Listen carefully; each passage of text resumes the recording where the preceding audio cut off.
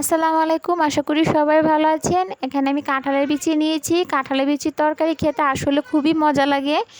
তো এই যে বিচিগুলো আমি নিয়ে একটা একটা করে ছিলে নিচ্ছি, এই যে পানিতে ভিজিয়ে রাখছি। আর এগুলা কি নিয়েছি, যে দেখতে পাচ্ছেন কইডা, যেটা আমরা আঞ্চলিক ভাষায় বলি, আপনারা কি বলেন জানি না, সেটাই কেটে রেখেছি। এই যে এখন পাতিলে কাঁঠালের বিচিগুলা, হলুদ, তারপর লবণ আর মরিচের একটু গুঁড়া দিয়ে বসিয়ে দিয়েছি। তো এই যে শুটকিও দিয়ে দিলাম। এখন এখন এগুলো একটু সিদ্ধ হওয়া পর্যন্ত অপেক্ষা করব বিচিগুলা। তো বিচিগুলো আমার সিদ্ধ হয়েছে, এখন আমি কইডাগুলা দিয়ে দিলাম, দিয়ে নেড়ে চেড়ে সব মিশিয়ে নিব।